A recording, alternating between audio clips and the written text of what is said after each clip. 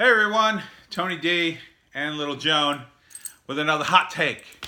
Today's hot take is about woke Hollywood and why I don't think woke Hollywood can work and will eventually sort of just die off.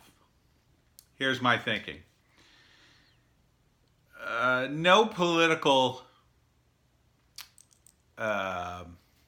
what would you call it? A political slant, if you will. The wokeness is kind of a political, I wouldn't say agenda. It's not coherent enough to be an agenda. It's more of a political direction, right? And the idea is, if you're woke and woke Hollywood, you're you're so inclusive and diverse and loving and righteous and blah blah blah. Prior to this, in the old days, if you're going back to like the 50s, early 60s, the predominant slant, if you will, political slant, was basically conservatism, but more of a traditionalist conservatism kind of mix there. So traditional being like traditional values of family and religion and all that kind of stuff. It was the predominant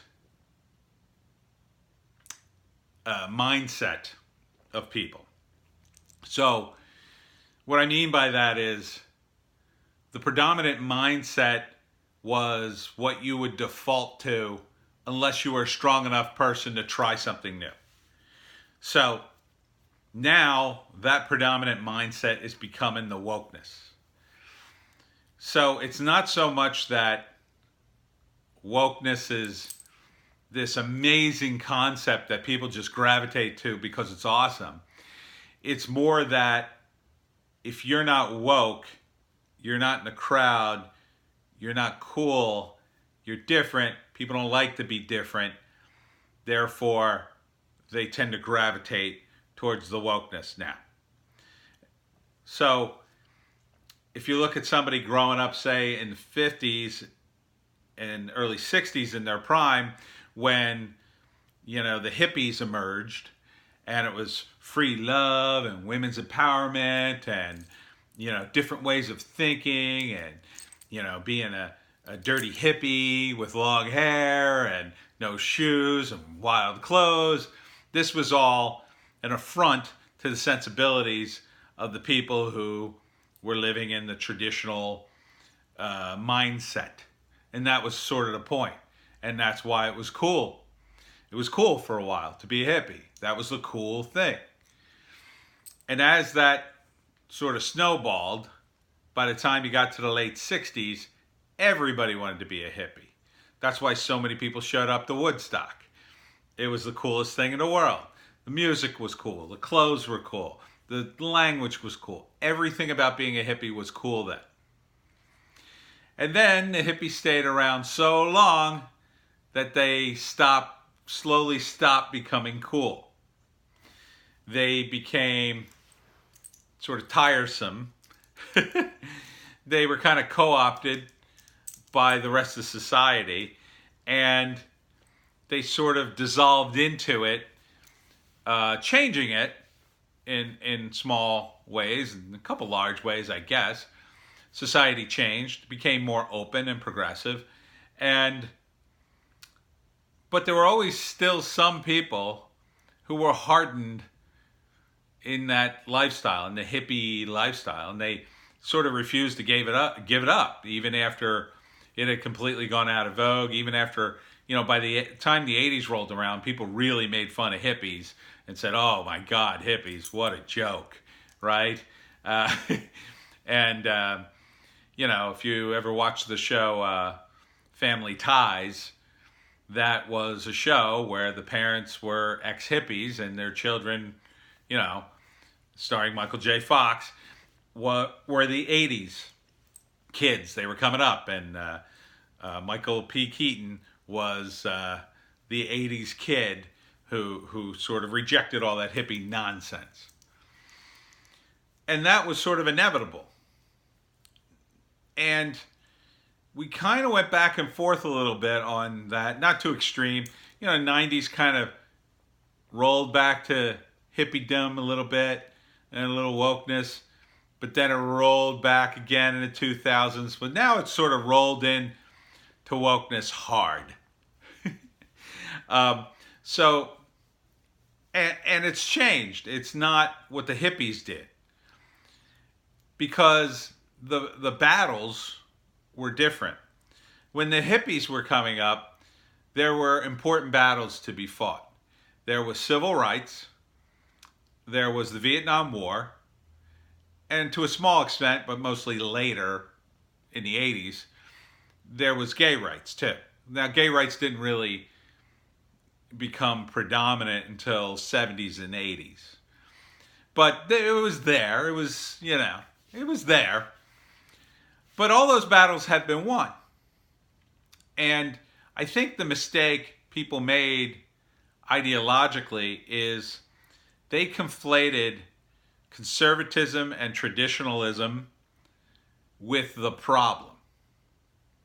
And that wasn't the problem. It's not the problem that some people are conservative or traditional. The problem was they were in power at the time. And people in power are always corrupted by the power. And if you're in power, you want to stay in power. And if you're on top, you always feel threatened by everyone else underneath you. Let me give you small examples. Have you ever been in charge of anything? Any group of people. If you've ever been in charge of any group of people, what happens? When you do something right, you might get a couple of compliments, but chances are you won't. But if you do something wrong, you'll never hear the end of it. Because when you're the leader of something, when you run an organization or a group, there's always people to complain about every little thing. And that's kind of why you see presidents age, I think. It's because you're in charge, and man, all you hear is the complaints over and over again. No one ever comes in and says, wow, you did a great job with this, Mr. President. No one ever says that. It's always complaints, complaints, complaints. Now, after you're out of office and you're done, then people miss you. Oh, yeah, it's like how George W. Bush got a little bit rehabilitated, his reputation.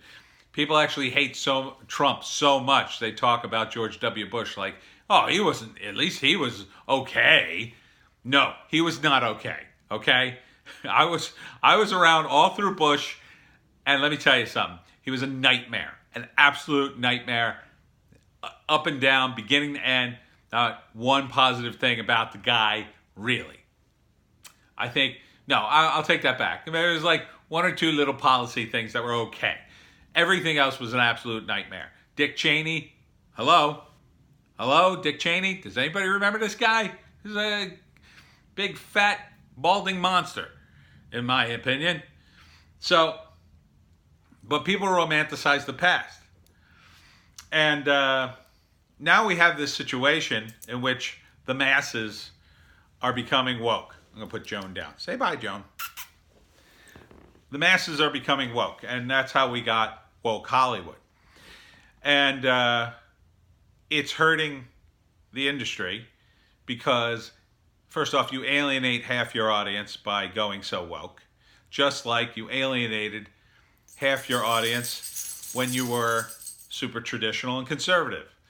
Back in the day, movie stars couldn't be seen doing certain things, and television people couldn't, a television couple, a married couple, couldn't be seen sleeping in the same bed. It was crazy. Watch the Dick Van Dyke shows sometime. They sleep in separate beds. It's ridiculous. So you couldn't show real life. You couldn't show toilets. People didn't want to, these were all sort of crazy conservative rules designed by the people in power when conservatives sort of ran everything. But now the woke people, or liberal people, whatever you want to call the people who are in charge now, in a lot of the areas, especially in entertainment, they've been in charge so long, they have become staid and ossified just like the conservatives had. Not because they're liberal or woke, but because they're in power. And that's just what they impose upon the rest of us. So just like, there were these groups, the PMRC, who wanted to, make records safe and all that baloney. There are now these woke prudes who scold us on every word and thing on Facebook. And it's mostly because they're in power, number one. And two, they have no fight to fight anymore. There's nothing to fight about for them. Their fight, when you've won and you're in power, it's hard. You can't be the underdog. And what do you fight? If you're in power, you win. So it's this abuse of power that's happening to the woke people in Hollywood and in media in general.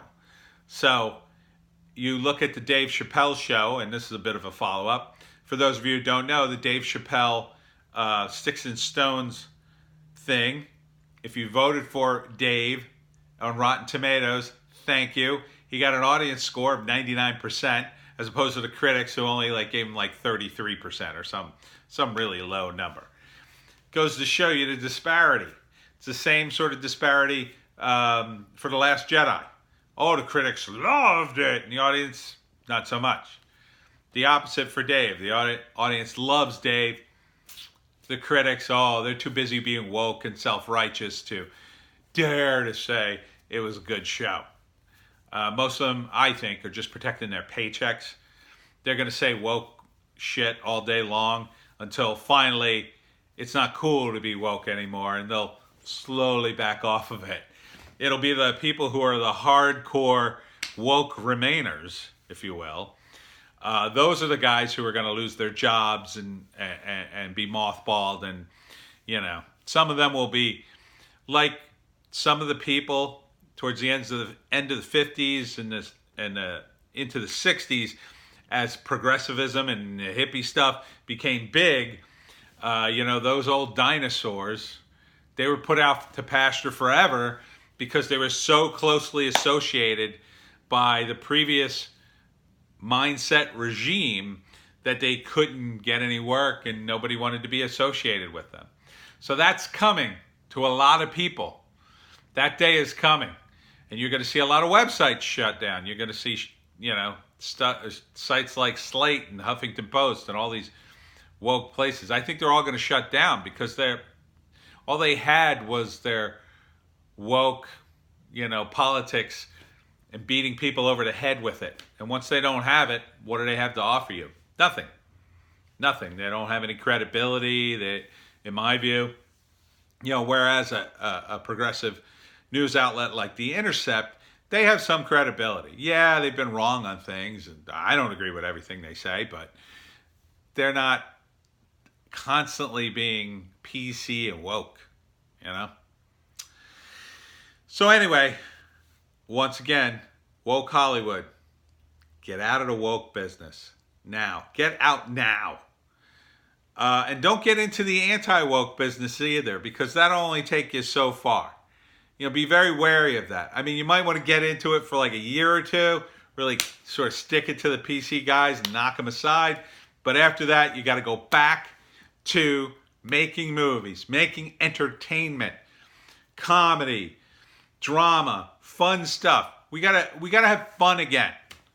Let's have fun again in our entertainment. It's up to you, screenwriters. Start writing that stuff now for later. My name is Tony D. This has been my hot take. Smash like, subscribe. Check out Wokistan. Link is below. Also follow me on BitChute and Dailymotion. Tell me if the links work. I'm pretty sure I fixed them. Okay, that's it.